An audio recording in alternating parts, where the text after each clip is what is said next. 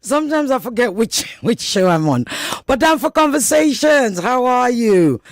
Oh, okay. I'm not going to waste time right now and gist you about what's happening with my week because we've got a whole jiggy jaga jiggy jaga jiggy jaga jaga jiggy, a big one today. Okay, but before I bring in my guest, I want you to listen. Okay. We always get this panic mode whenever I want to play something. Right, so what are we doing now? Come, please. Keep watching on YouTube. We're going to be live. It's going to be interesting. You're going to love it. Have the phone numbers ready, 0201. The question that Nigerians should be asking themselves is, where is the money? Last year, National Assembly approved $2.37 billion in external loans to fund the gap in the 2025 budget. They also approved 1.15 trillion naira in domestic borrowing to fund the deficit in the 2025 budget. Where did that money go to?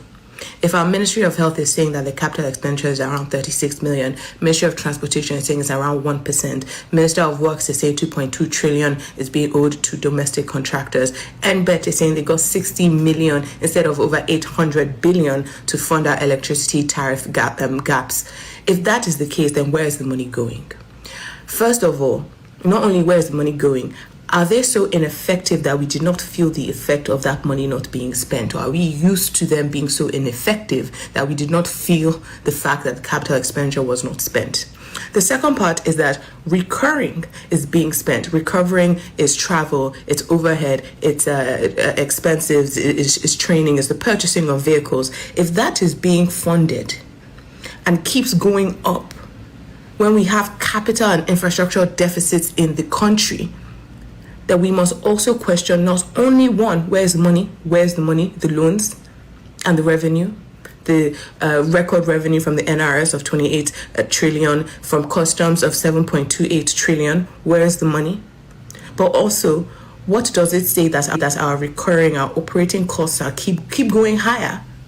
And we can't fund capital expenditure, the things that actually affect the lives of Nigerians.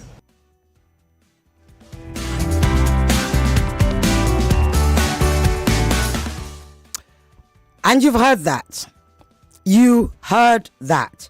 This Danfo is going to that place called Abuja National Assembly, where there has been all week the budget review committee hearings. Yes, we're going there, and the question we're asking today is, where is the money? Okay, my guest is joining us by Zoom. We are going to be bringing her in any moment now. I think. No. Yes. Well, okay. They're trying to bring her in. She's in, but they're trying to bring her in. So here's the thing. You've heard the one about, why are you calling? Don't call yet. Stop calling. We haven't started the show. You've heard the one about the Ministry of Health Ministry, right? So the Minister of Health, Minister Pate, or Honorable Pate, whatever you want to call him, said that he only got, I think it was 38 million. He only got 38 that's an M, million, out of I think it was 218 budget allocation. That is what was put in 2025 budget last year that should go to the Ministry of Health was 2.218 billion. However, the minister at the hearing said he only got, I think it was 38 million. But we have my guest, who is a lawyer and a journalist, and she was probably the first, because she certainly was on a handle that I saw it first. She was probably the first to break the news because she's based there. She sat through all these things, and you know how boring it can be. So we're always grateful for good journalism. I have no idea what is going on with Zoom right now in this place, but I can only see myself. I can't see my guest. Can the Zoom people, technical people, please do your magic? We're losing time. We have a lot to cover. A great deal. But anyway, so she's been sitting through all these boring committee hearings, etc., and she's basically kind of, break it down for us, so we didn't have to go through the whole thing. And like I said, if you have been following me, you would have seen me post some of her videos because I think it's important. I think whatever it is you're thinking of next year, whatever it is that you're thinking of right now, this is one of the critically most important conversations that we have to have. So I don't know what's going on with these technical people. I really don't. Yours truly is trying to behave herself. I'm not going to get upset, but I'm just going to yap with you because really wasting time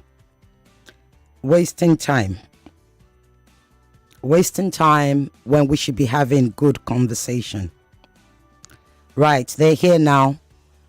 They're here now, and they're trying to sort it because she was dialed in, and now they're trying to get her back on to, and I don't want to do the job for her because she's the expert in this.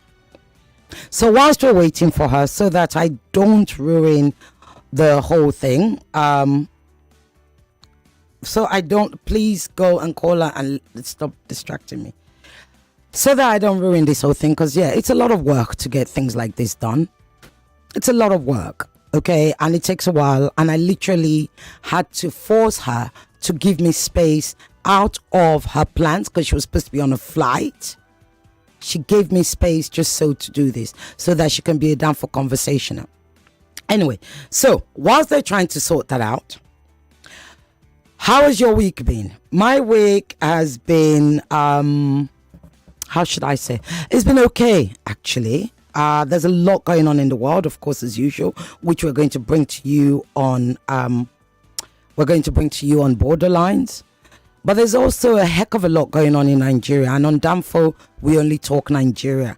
99.999999999999999%. For those of you who go on and complain, you're not talking about Nigeria. Well, we do it.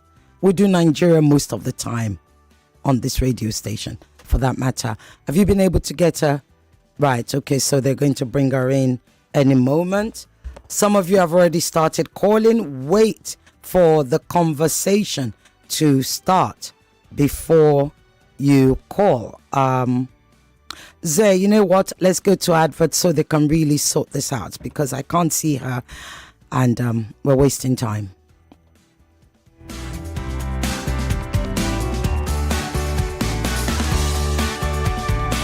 Subscribe daily to Nigeria Info, and you'll be sure glad you did. Whose dad is the police officer who's cocking his gun to shoot at me because I don't have 200 naira to give him? Europe is concerned about Taiwan because America is concerned about Taiwan. You can't say you don't like trouble. Well, trouble has come, so what are you going to do? Negotiate? It's all day long, 24/7, on your number one station for talk. 99.3 Nigeria Info. Let's talk.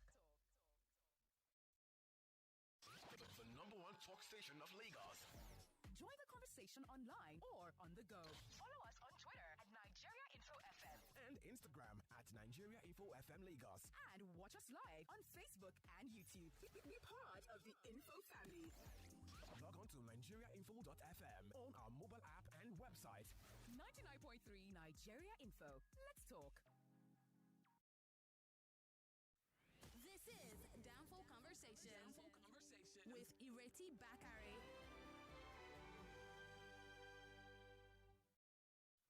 This is Danfo Conversation with Ireti Bakare.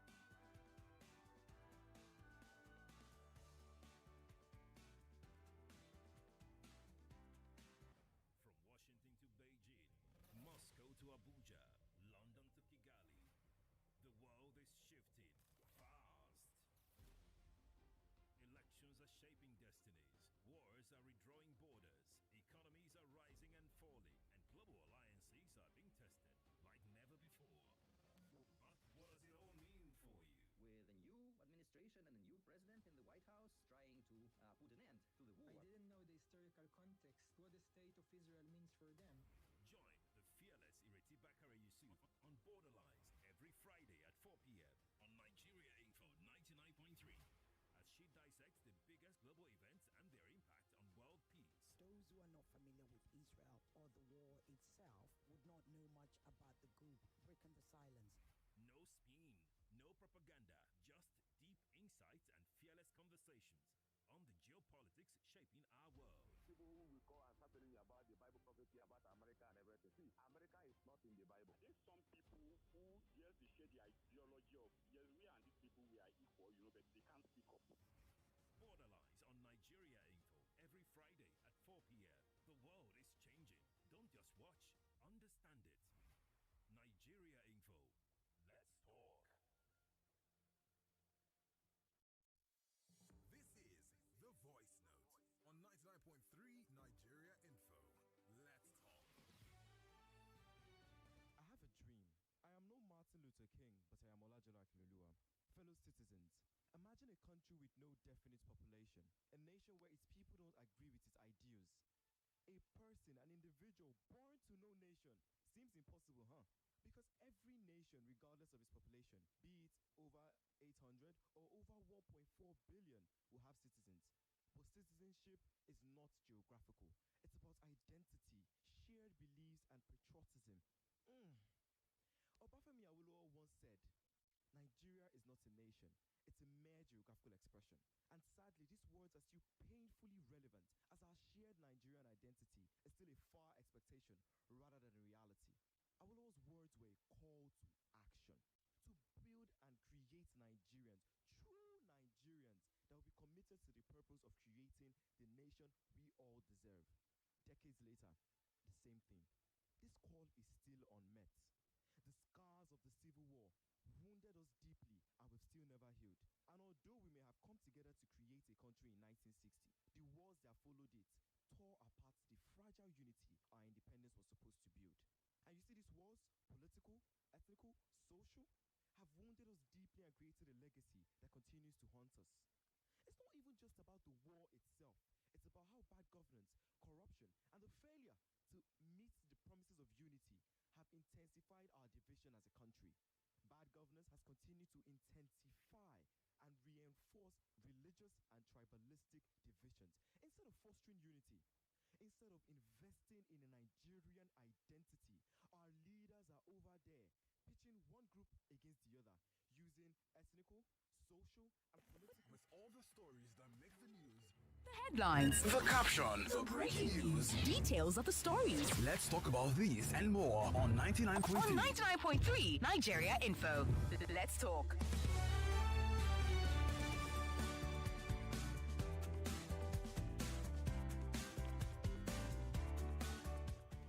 Right. Well, it looks like we're not going to be able to do Zoom. Okay, something is playing me back on this thing. This is all going rather very, very wrong.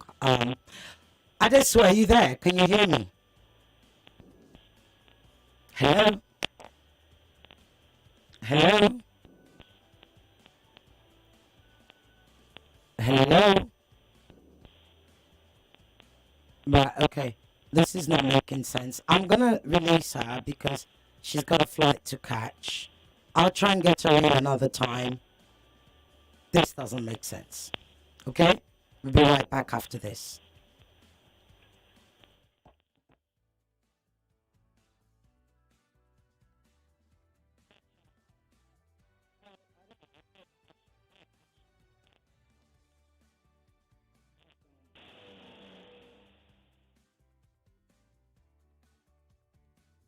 This is The Voice Note on 99.3 Nigeria Info. Let's talk. To have his entire savings account.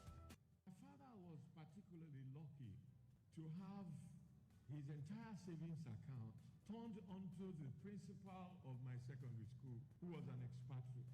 My father had a savings of £10,000. His first son, my senior brother Joseph, was studying law in the United Kingdom. He had finished his first degree in London School of Economics, where I also went to, and was doing his master's. My dad felt we were all going to be killed during the war, and he gave brother Aloysius Scottish man who was principal of College of Immaculate Conception his entire passbook and asked him to train my brother abroad with these savings, but he should not tell him that the money was his. Because of foreign exchange restrictions, Brother Aloysius could only take away £4,000 from the money. He told my brother that this was a loan from the marriage brothers to help his education. My brother rented a house or rather bought a house in Maidavale, a flat in Maidavale in London. Those who know London know that it's a very rich area now. He and the son of the former president of Nigeria, who was his friend, Nwachukwu Azikiwe, became painters, and they painted the flat and they rent it out. And they went to East London and hired a one-bedroom studio apartment where both of them lived. That flat that my brother bought, had he not been stupid to sell it, is worth over £1 million today. But he sold it in order to finance his education. He got a master's degree, he got a PhD in law, and he came back and established in Western House and became a very prominent lawyer. But that £6,000 that was left in the money, my father discovered it 6 months after the war when the manager of... Join the conversation no matter where you are. Download our mobile app by searching Nigeria Info FM on the Google Play Store and the Apple App Store. Also, get news updates in sports, entertainment, news, and current affairs right on the app. 99.3 Nigeria Info. Let's talk.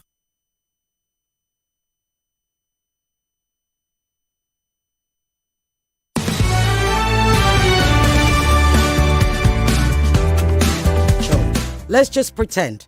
So earlier on, I played Adesua's video from her Instagram.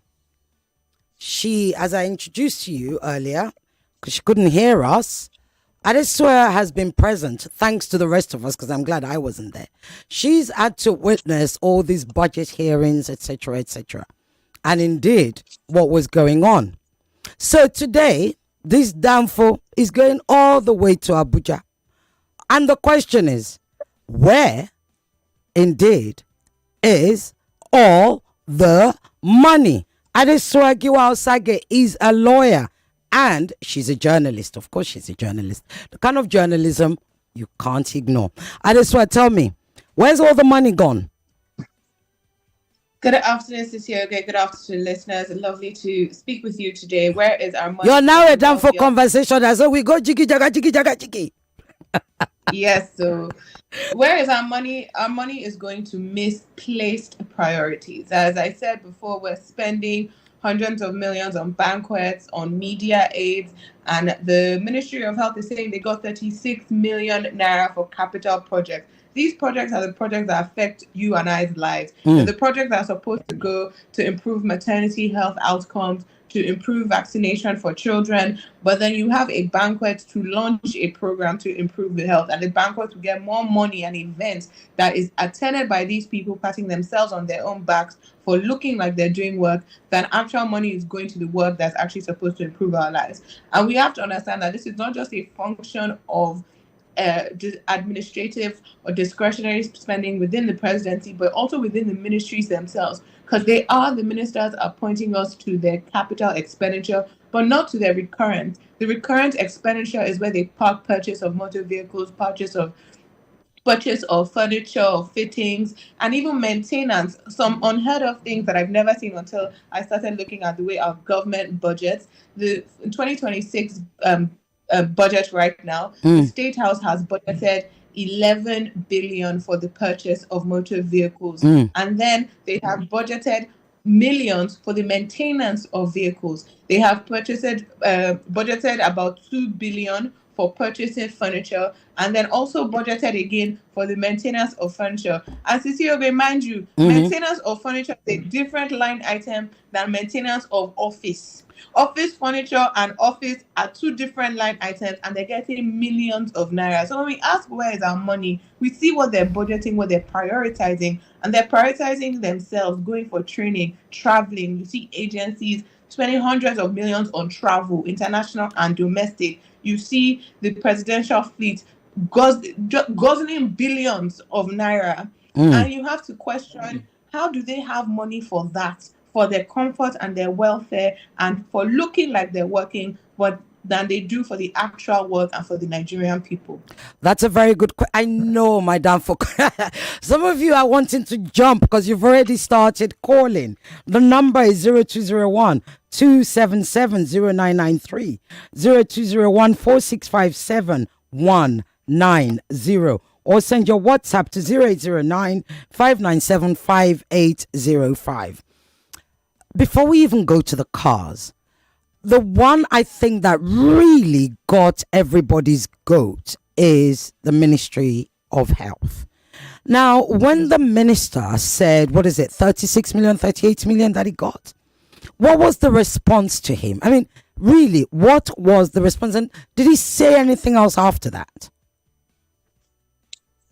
Well, the minister said the 36 million of his capital expenditure was what was funded for the 2025 budget.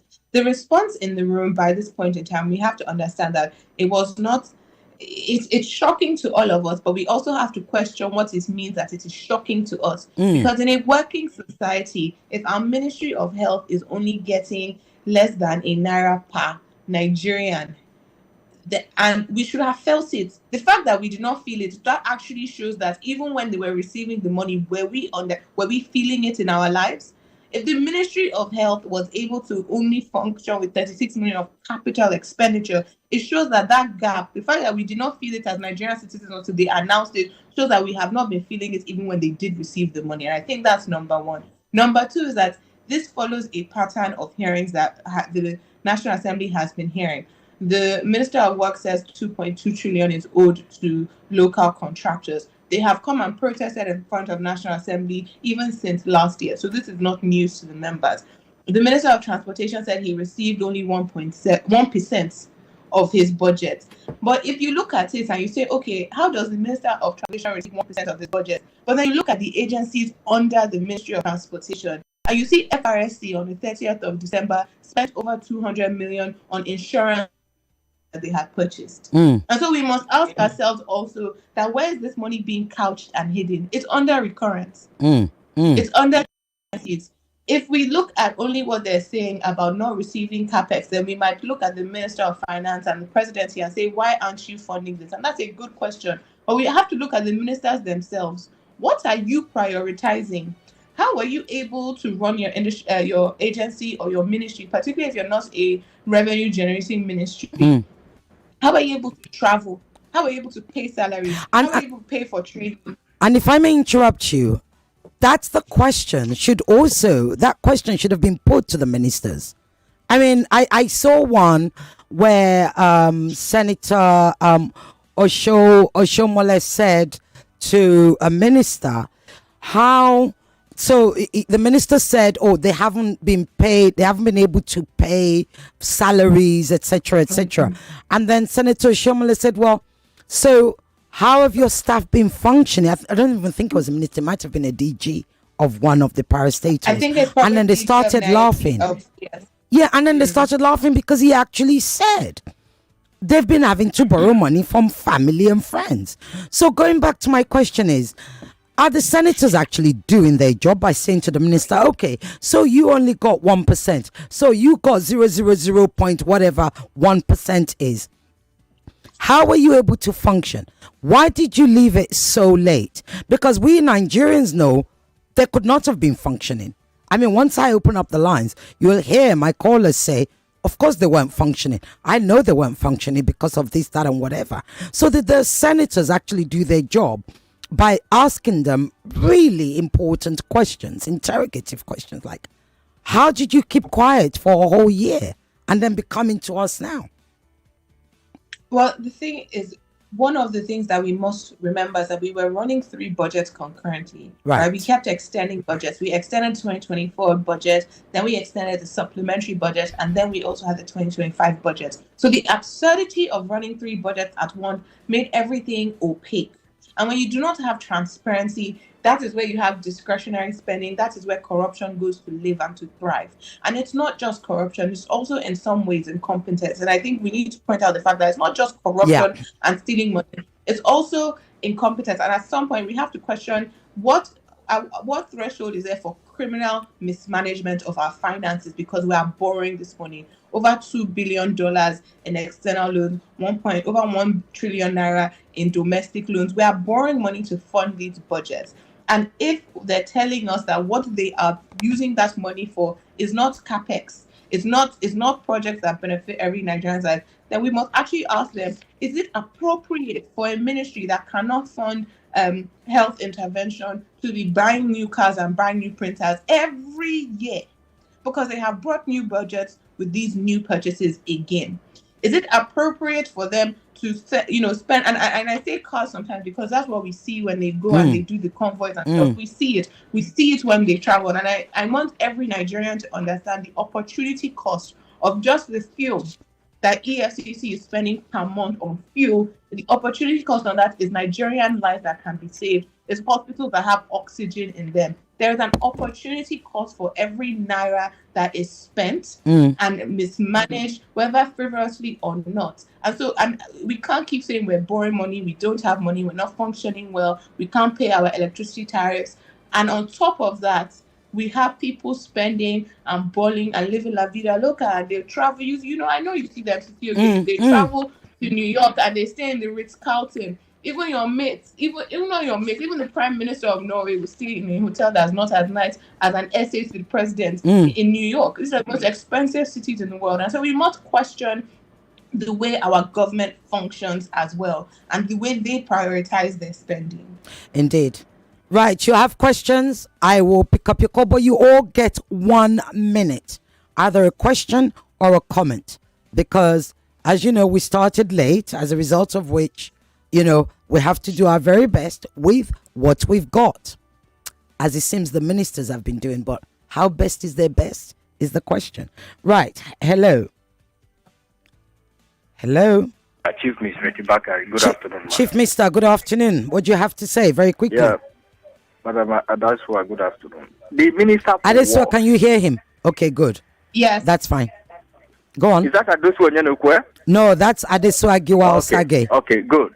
Quick one, Chief Minister for Works, Omai. He budget trillions, Bini on the road, Bini Asaba.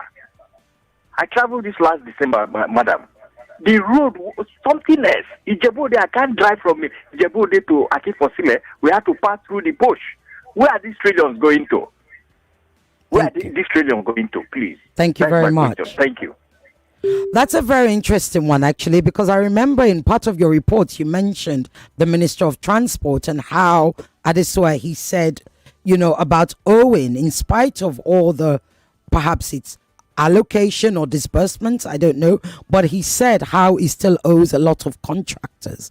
So the roads, is it possible that the roads that Chief Mister, my caller, just mentioned, perhaps they haven't gotten there yet? I don't know. But let me make a note of that. If you want to comment, I'll come back to you at this. The lines are going crazy. Hello. Hello, good afternoon, ma. Good afternoon, ma. What's your name? Where you calling from? Market woman. Market woman. Good afternoon. I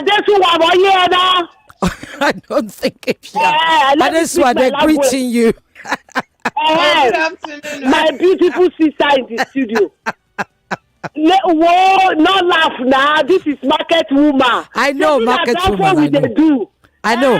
You know as we dey do now. I know as you dey do. Why you know say she dey understand what you say? Adesua, what language do you understand? Whether you don't lost for where you dey, na you sabi me. I don't speak my own. I don't hear you, market woman. No, yeah, go. I dey hear you. See, I just dey vex now. Why now? The question when my brother asked, he said, "Where's the money they go to?"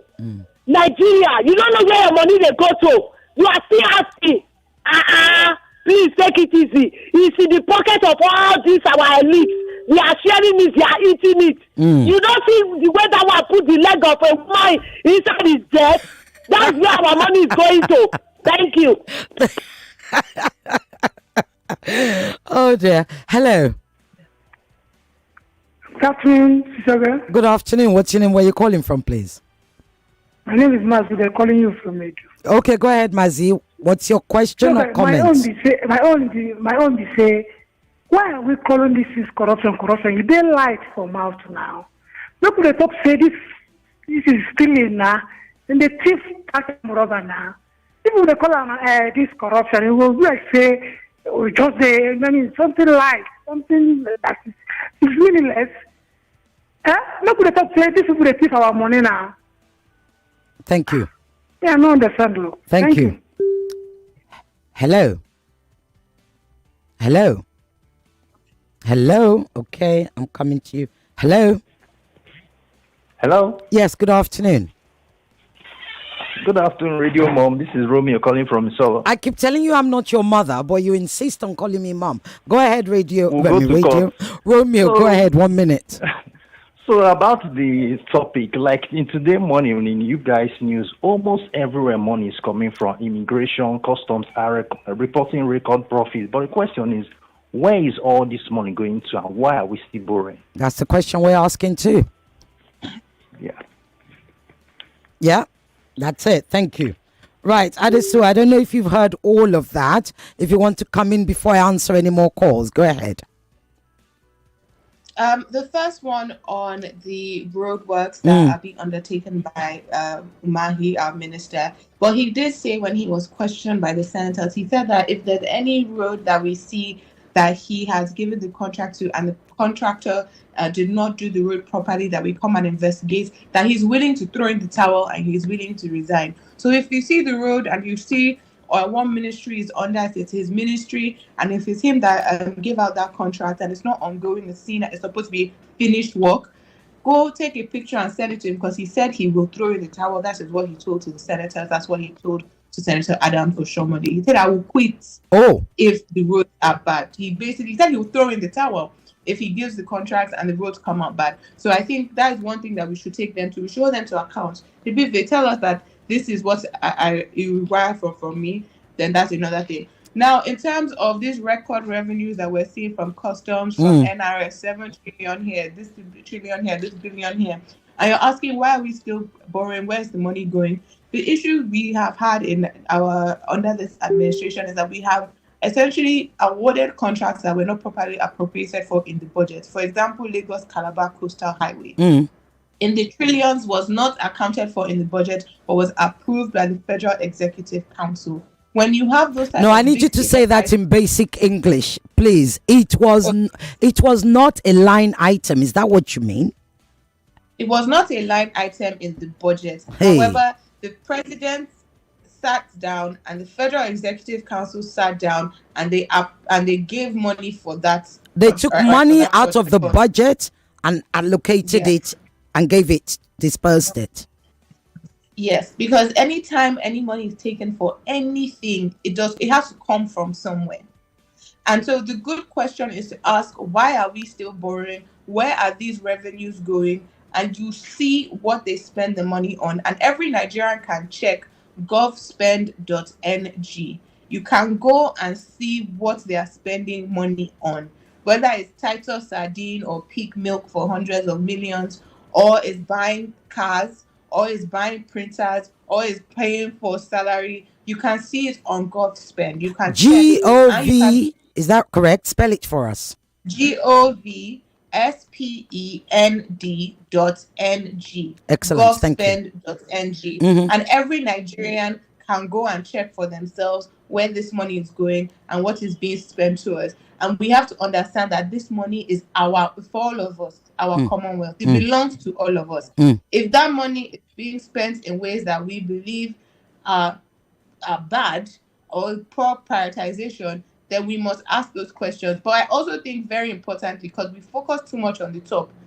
Everybody whose primary healthcare center is not functioning well, if you go to the PHC in your local government and there's no oxygen, there's no lights, there's no gloves, they're telling you to pay for diesel, the person who you should hold responsible is your local government chairman, and then your commissioner for health, and then the governor of your state, because primary healthcare is under their purview and they are getting money directly. It's not Osun State where they say their problems and LG chairmen are not collecting money. In Lagos State, LG chairman, LCDA executives, they are getting money. Your governor is getting more money than he has ever gotten before from FAC allocation. And so if those things are not functioning well, you have to hold the people closest to you accountable. They are the ones who are most accountable to you. So if you know the name of the president and the minister, but you don't know the name of the LG chairman that's supposed to be giving you oxygen and bed and a good healthcare center, then you have to be more gallant and more active as a citizen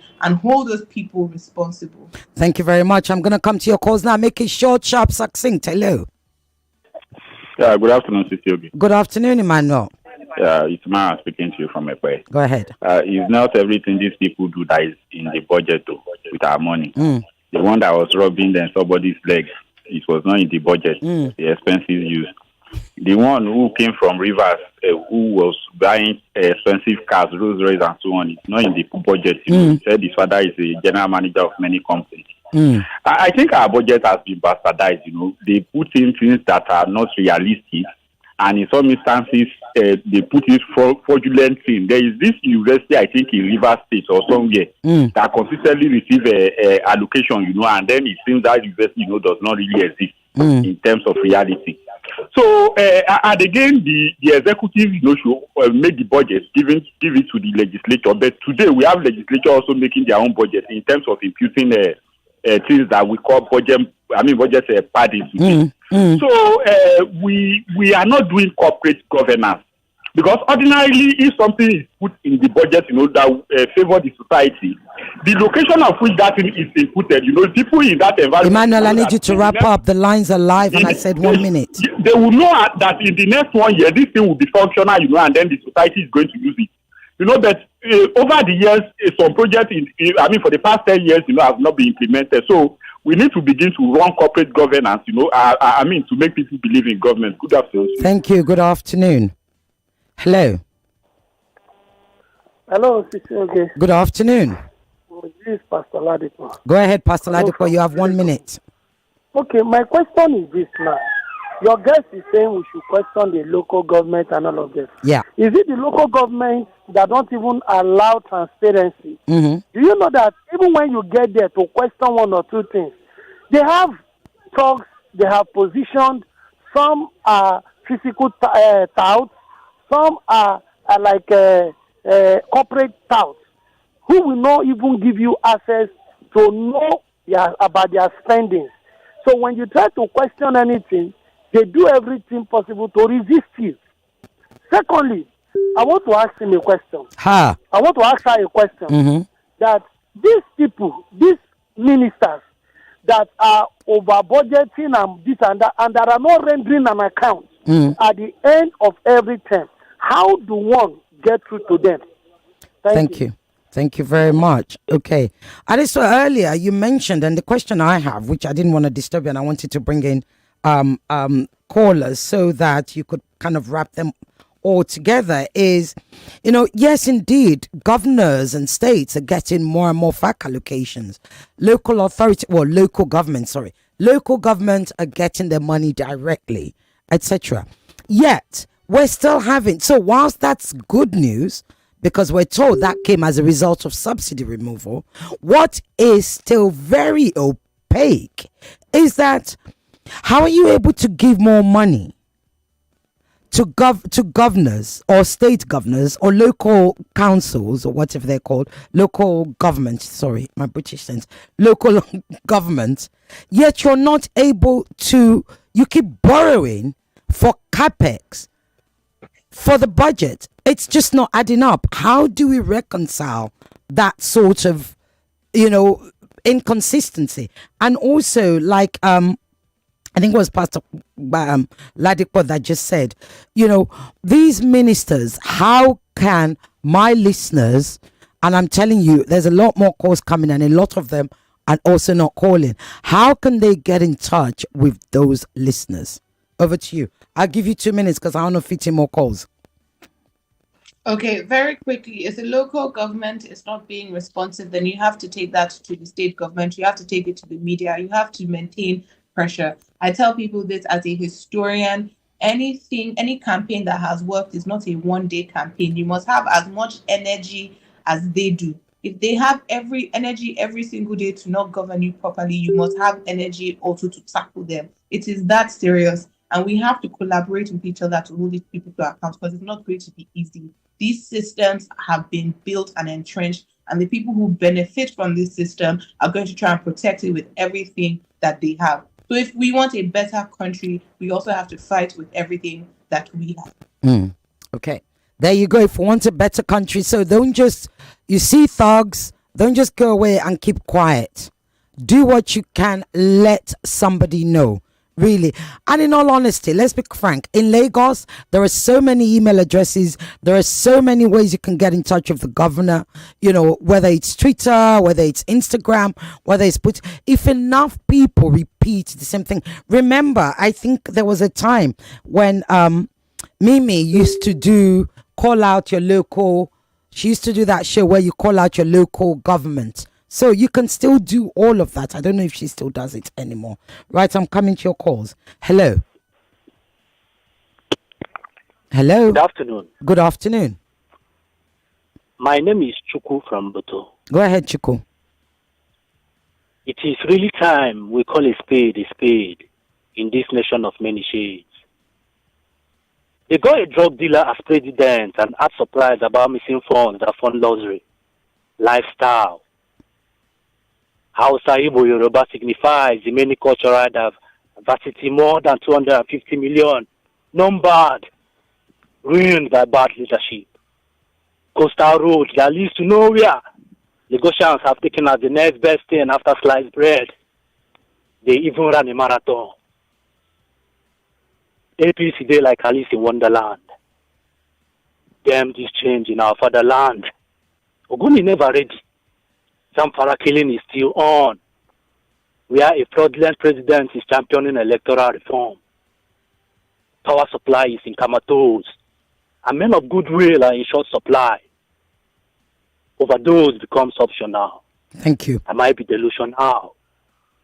But I could have pulled the RIP cord if eternal rest in this afterlife is assured. Yeah. Thank you. Thank you very much. Okay. Right. So I don't know if you have that victory. Are you ready to read out any messages that we have, Zay? Okay, go ahead. Your mic. Right, we have messages, but Zay's gonna read it out. Hello. Okay. Onome says, good afternoon. I'm Onome, Freedom from Ibute Meta. Truly, this is so disheartening. How can they spend lavishly when the masses are going through hardship? The budget of the recurrent is fraud. That they don't execute it to the benefit of the masses. God bless Nigerians. Okay. Good afternoon, Sisi Oge, my radio goddess. I greet you, Barrister Adesua. All the passengers on the Danfo are angry. We have trackers monitoring budgets, but there is issue with corrupt people handling our spending. This system called democracy is killing us. There is no control. The control is compromised. No sanction, no punishment on corruption. We cut our costs to continue feeding few people. We need to change this system of government. Yomi from Muriokola. Okay. Okay. Right. Okay. Let me come to your calls. Hello. Oh, there's something wrong. Good afternoon. I greet you and the Senab and the guests. Thank you very much, Koboko. I want to contribute. Go ahead. Using the part of the money they are borrowing to do Songo to Winners Road. They have done the bridge, but some Korokwe are still packing for the toll gate tunnel. Right. So some money that they are borrowing, because some Nigerians like me used to forget, they used some to borrow and buy SUVs for National Assembly. 4 billion naira World Cup Jamboree and the renovation of ICC and some part of the money for students loan. They use dichotomy to share it. So they have been borrowing still. Nigerians are hungry. Picking cocoa and nylon. Many companies are shutting down. So Okay, and they thank are you, now borrowing Koboko. now and telling us that they are giving governors much money. It is only other state people are enjoying. Okay. The money that they are giving more governors, we cannot pass in Thank a you. no bypass. Thank you It very is much. only from Songo to Winner they do. Thank so you. where are they giving all this money? Indeed, where are they giving it keeping the more money? to more governors, and we are not seeing the money. Thank you That's very what much, I use it Koboko. for. Thank you, Thank you very Koboko. much. When I come back after this break, Adesua, the other topic you've been talking about is about the legislation that the 2026 electoral bill that President Tinubu just signed in. I'd like you to take us through that, please, before we get to the end of the show. Be right back after this break. We're going on break? Yes, we are. Thank you.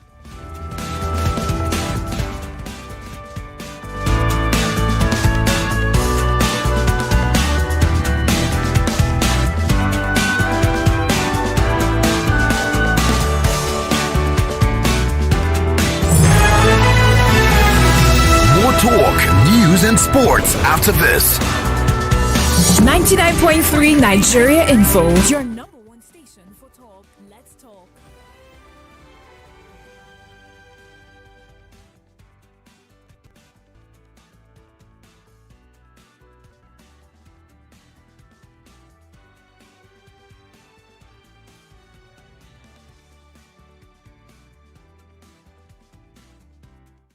Welcome back to Danfo Conversations. We've been going chiki chaka chiki, right? You know, there's something that's happened with the Danfo recently. We keep going chiki chaka chiki, and then we get to a place where we're a little bit calm and everything, but we know there's a heck of a lot going on, and you know, something is happening in front of me, and it really is distracting. Stop doing that, the technical people. You distract me when I am talking to a guest on Zoom. Please stop it. Right? Sorry about that, honestly. Right. Here's the thing, though. One of the things that you've been talking about, Adesua, is the new legislation that President Tinubu signed in yesterday. Take us through that and explain it to us why it is important. What actually was passed, what shouldn't have been passed, why did the House of Reps people, why did the reps walk out, and why does this matter for every single one of us, especially those that are voting this weekend in Abuja and indeed next year's 2027 general elections? Over to you. So the Electoral Act of 2026 now, the new Electoral Act, there were two sections that caused a lot of issues for people. Section 60, subsection 3, which had to do with the real-time electronic transmission of votes. That means when you vote in your polling unit, that it should be transmitted, it should be sent to the IREV, and then... Oh, the network is getting jealous of us now. Oh, this was connection on her side. I think it is. Is it on her side, technical people? Because her side, is it on our side? I need somebody to answer me. We've gone. The screen is frozen. Can you guys hear me? The screen is frozen. I need the technical people to tell me where this is happening. This is really, really important. Hello? The screen is frozen. Oh dear. It's on her side. Believe it or not, she's just sent me a message. Guess what, Lagos, Nigeria, wherever it is you are, the same thing that we complain about has just happened. Power cut on Adesua's side. And this is why these things are important. Suddenly, NEPA, as we say in my days, NEPA has taken light. So she was cut off. I can still see her name, but I guess till power comes up, it's not going to be possible. Are we going on news? Are we doing news? Okay. We'll be right back. Okay, we have a message. Okay. Hold on for this. Hopefully Adesua's light will be back by then. Okay, so the message says, good day, Sisiogi and Adesua. Been a minute anyway. Truth be told, these so-called Nigerian politicians are not doing well, and that's because we as citizens are not doing so much to hold them accountable. The way they are squandering our common patrimony with reckless abandon is what we can't make these guys do our bidding. Indeed, there was a country, God bless Nigeria, Edozie Din Naji. Okay. Edozie Dinaji, one of my favorite listeners. We'll be back. I'm going to get her this way to start again. Luckily, I don't know which power she's using, whether she's using her own, which is inverter, solar, whatever, or she's back to the grid that never seems to know what it's supposed to do. Right? She's laughing. And so this is that for conversation. You have not even laughed yet. After these quick news headlines, we'll be back.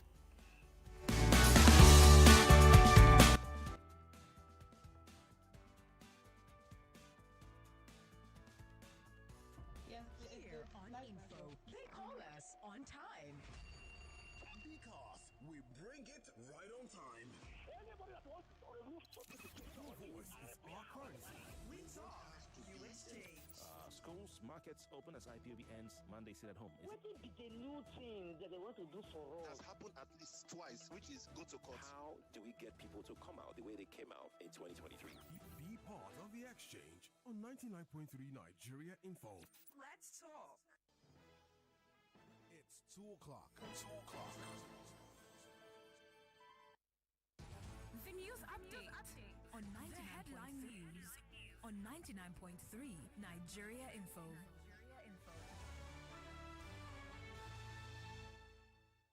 99.3 Nigeria Info. My name is Israel Uwimumor, and this is the headline news.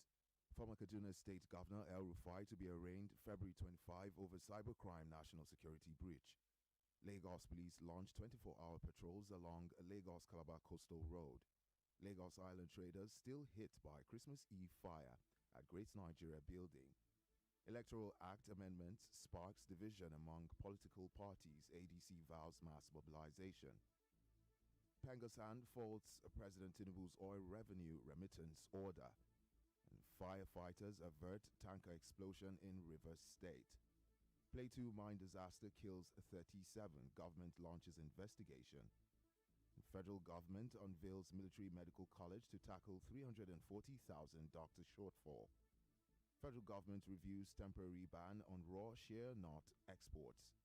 And on the foreign scene, U.S.-Iran tensions rise as military buildup escalates. Iran warns U.S. against military action, threatens proportionate response. And Mercy Johnson Okoje appointed special advisor to Edo governor. American actor Eric Dane dies at 53. And in sports, Nigeria awaits FIFA decision on 2026 World Cup eligibility. And that's all on the news making the headlines at this hour. My name is Israel Umor. Danfo Conversations with Ireti Bakare continues.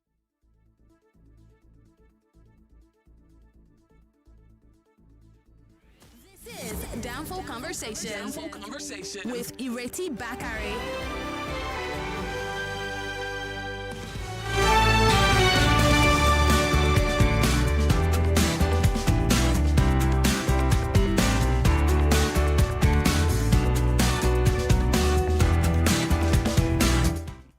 Right, welcome back to Danfo Conversations. We're going jiggy jaga jiggy all the way to the elections now. Well, at least not quite the elections, but the electoral reform, the new electoral bill, the one that President Tinubu signed in yesterday, I think it was. Right, Adesua, you have your own NEPA now, or is it NEPA or your own light? Is it you that's giving your house a light, or is it? Huh? We are using MTF for now. Hello, Baton. See now. See now. Anyway, so start again, please. The Electoral Act that was signed yesterday, 2026. So the Electoral Act that was signed now, Section 60, subsection 3, it says that the primary source from the polling unit is going to be Form EC8A. That's the form that they take to Correlation Center. What the House of Representatives had passed said that results from that form had to be transmitted onto IREV. It had to be done in real time. That means after they vote, after they count and they sign, they should transmit it onto IREV.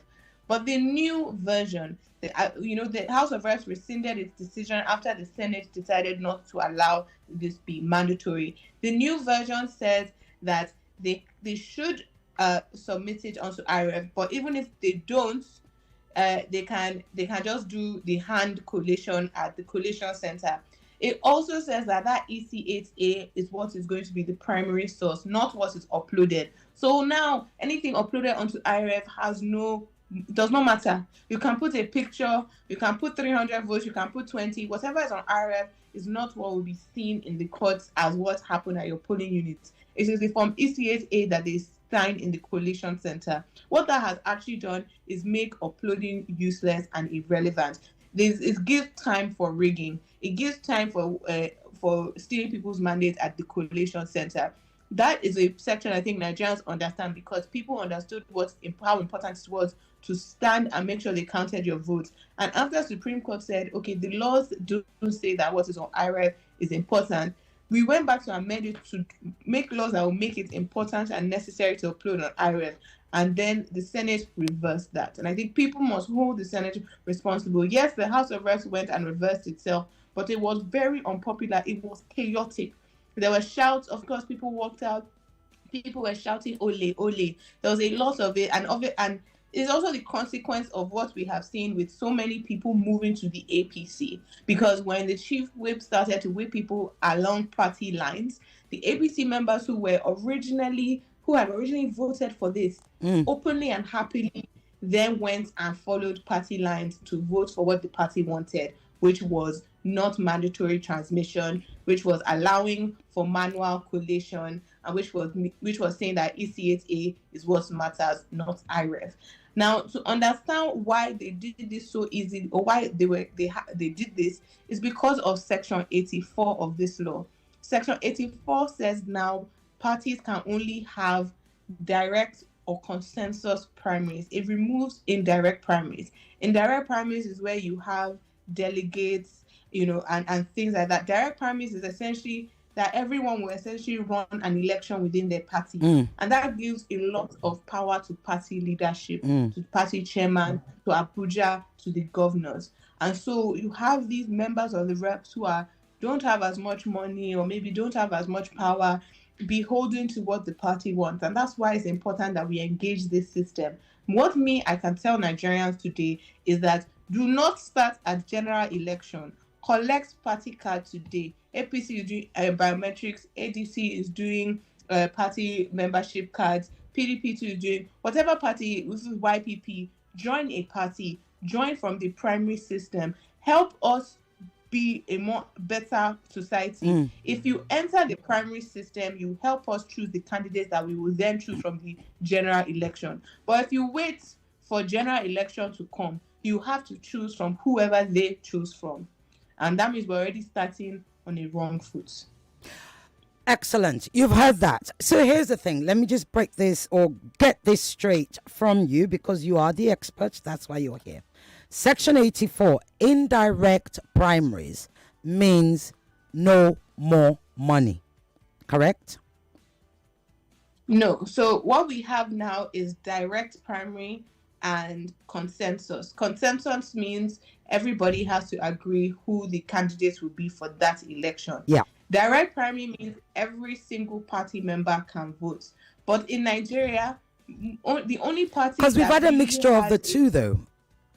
Haven't we? We've had a mixture of that, and indirect, where you have delegate system, so delegates votes.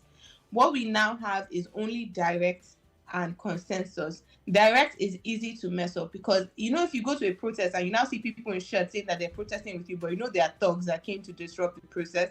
That is what we're likely to see in our primaries. We are likely to be overwhelmed with that because direct primaries means anybody can come and say they're a party member and vote, because we don't have that infrastructure. If it's hard enough for INEC to be accrediting voters, how about these new political parties? Right? So that is what we have now. And so the only way to have effective direct primaries in political parties is for well-meaning Nigerians to pick up their party cards and engage the system from the roots. Right. I see what you're saying. Overwhelm them at the source. Right. So if you are a party member, you get to choose who the candidate should be. And if your candidate gets in, you get to vote for or campaign for that candidate. But if you're not a party member, you don't get to vote for, or you don't get a choice. So this is where it gets interesting, though, because most of us are not party members. Like, I can tell you, I do not wish to be a party member. Okay, perhaps because I'm a journalist, perhaps because you're a journalist, but the vast majority of Nigerians do not care to be party members. But yet they have voters' cards like you have, like I have. Isn't it an extra burden on us as a people, as citizens, to now have to decide? Because I don't know, I often wait to hear who's saying what and what they plan. So I don't vote according to a party. I vote according to the plan that I hear. Okay, fine. Not everything will be implemented, but I want to hear the plans that you've got and how you intend to do it. But becoming party members makes it a lot harder. Having said that, where you have the likes of ADC, you have even Zenith. There's a party called Zenith Labour. So one of the things we do on Danfo Conversations is we bring on all the alternative choices because they don't have the money to do the huge campaigns. So we give them the platform for them to talk to our people. Joining those ones would actually help them to be able to do much more, at least to get further, than joining one of the bigger ones like APC.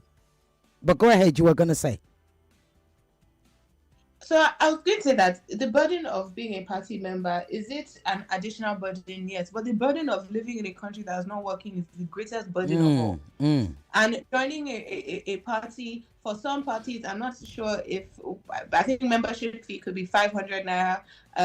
But also, you get a party card, and you're also not beholden to vote for that party come election day. Right. What you're doing is that you're just more active in the process. If you join APC today and vote in their nomination process, maybe none of the candidates there were actually better than who you see come from Zenith in Zenith Labour Party in the general election, and then you vote for them. Right. And it allows you to be better educated about the different candidates from all the different areas that affect you. Who is going for local government, who is going for House of Reps, who's going for State House of Assembly, and you get to meet more of the candidates and you get to see more of what is out there. It helps you as a citizen make a better and more informed choice.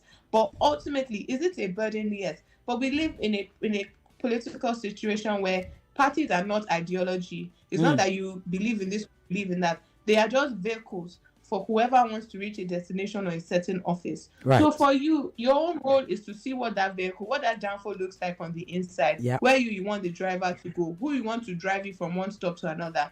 And if you start there, it's not when you get to your destination that you start looking back and seeing who came on this bus and who I can now pick from. Pick from the beginning. We've opted out, and so we allow the worst of us, the people who benefit financially from politics, to be the people who choose who we can then choose from. It is on us as a Nigerian citizen for us to go and meet them from the beginning and be involved. Indeed. So don't. Yes. I don't make it easy on. I think we should not make it easy on politicians and the political establishment to decide the direction of this country. Indeed. So don't let them impose a candidate onto you. The same way you don't want a leader imposed onto you. So you've got to take part the process from A, hopefully to Z, or wherever Z is. Right, I'll pick up your call, 0201 2770993. We're almost done at this one. Sorry, you won't miss your flight, I promise. 0201 465 7190 or WhatsApp 0809 597 5805. Zainab, I'll come to you in a moment. Let me just answer this call. Hello. Good afternoon, Sister. Good afternoon, sir. What's your name? Where are you calling from? This is Pastor Ladipo. Go ahead, sir. You see, talking about joining a political party is easy to say.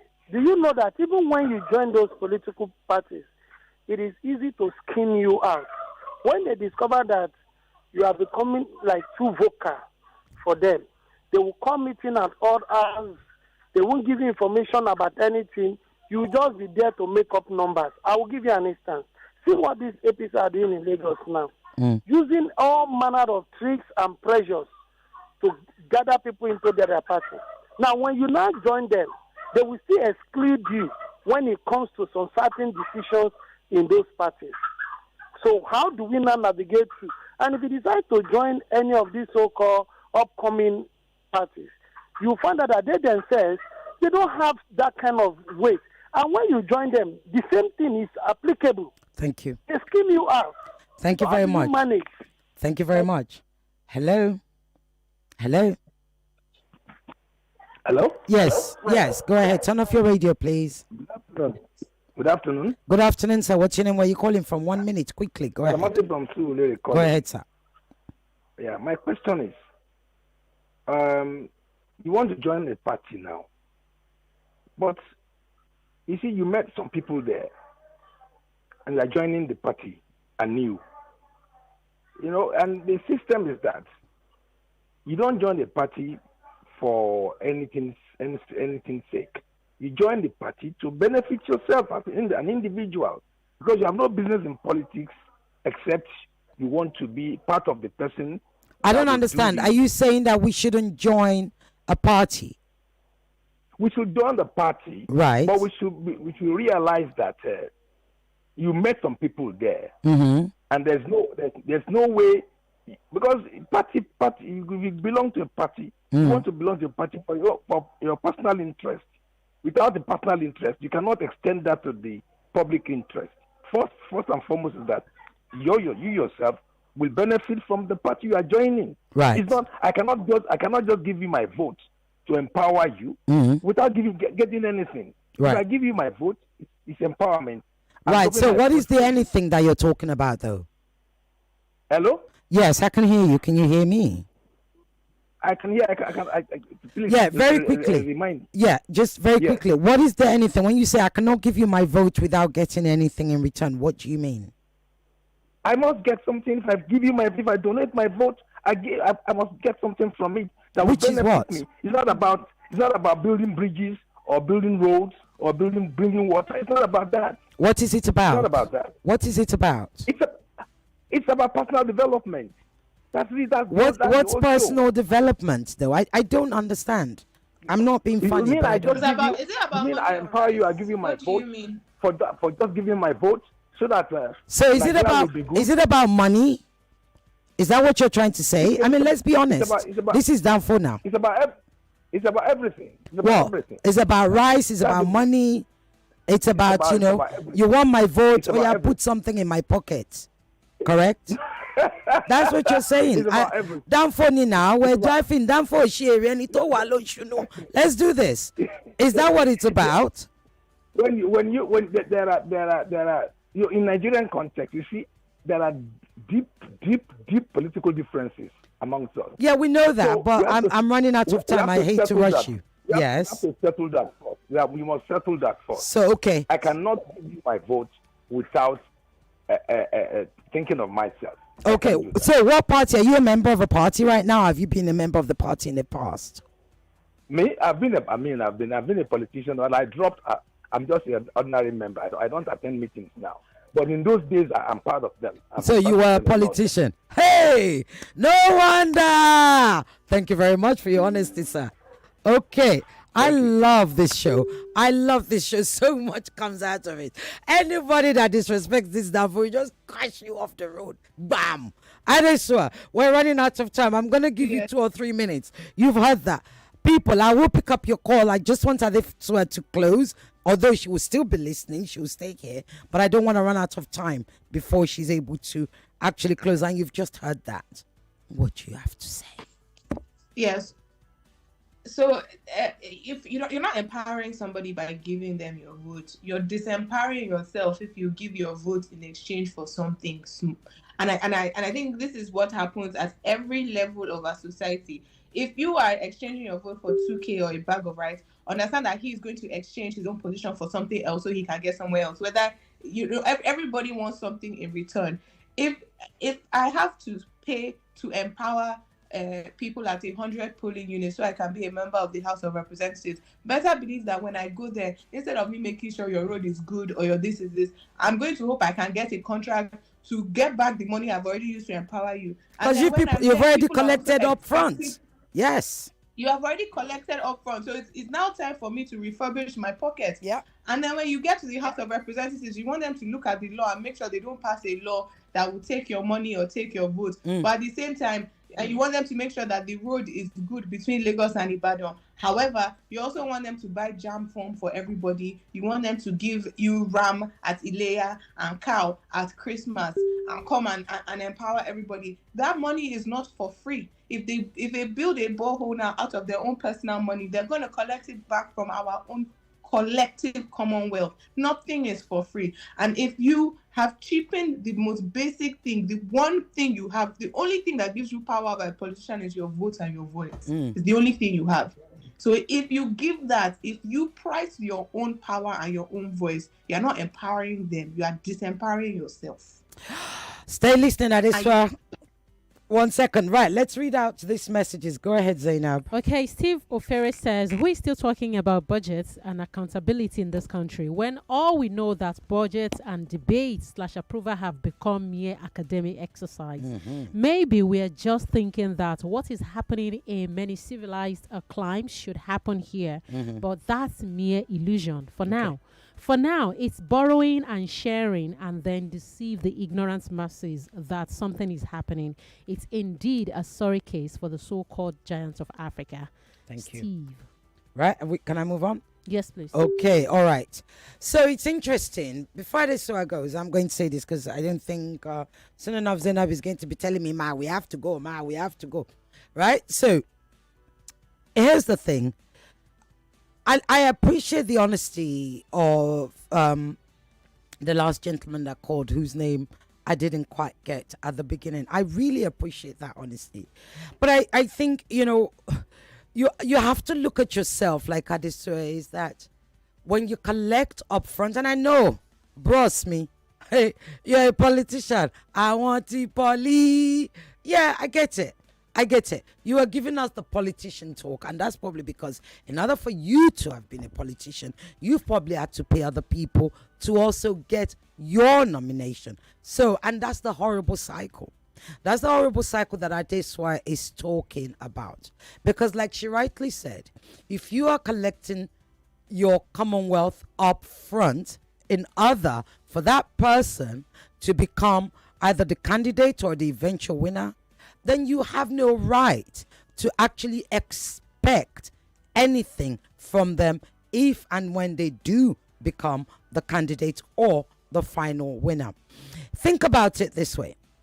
When we put money in banks, we put money in banks. Once you put your money there, you don't see it again, right? Are you honestly thinking that the banks hold, well, perhaps in Nigeria they have too much cash, but let's look at outside of Nigeria. They're not holding all this cash and saying, right, all this cash is Ireti. They've literally got Sisioge there, and they say, Sisioge has 50,000 naira. Right. If I were to collect advance from that bank, think about it. If I collected that 50,000 naira in advance from that bank, I go back next day, collect it. Do I then have a right to go back to the bank and ask them for a loan? Because they're going to be giving me somebody else's money, because my money isn't there anymore, right? And that's how banks work. Every penny that we deposit in gives us the, if you like, the ability to be able to go to them and get a loan. They charge us an interest because they're giving us somebody else's money, and so the business goes round, and of course they've got maintenance and everything. So if you're going to be, and it's your choice, if you're going to be collecting your Commonwealth in advance, don't cry later when they are spending your Commonwealth. It's been a great Danfo Conversations. Apologies for all the technical issues at the beginning. Adesua Giwa Osage is a historian, she's a lawyer, and she is a friggin' good journalist, even if I do say so myself. Thank you so much for being our guest on the show. Thank you for sharing your knowledge with us. Thank you for sharing all that you witnessed with us and giving us the benefit of just literally interrogating who we are as Nigerians, as citizens, and as voters.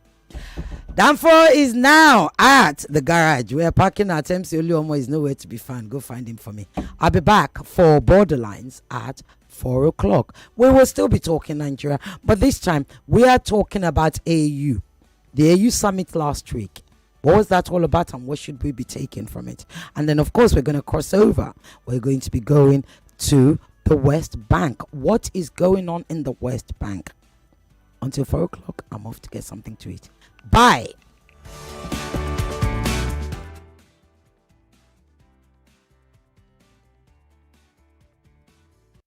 99.3 Nigeria Info. We are more than just radio. Subscribe to our YouTube channel at Nigeria Info FM. Check us out on Facebook at Nigeria Info 99.3. Follow us on Twitter at Nigeria Info FM and on Instagram at Nigeria Info FM Lagos for live updates as it happens. 99.3 Nigeria Info. Let's talk.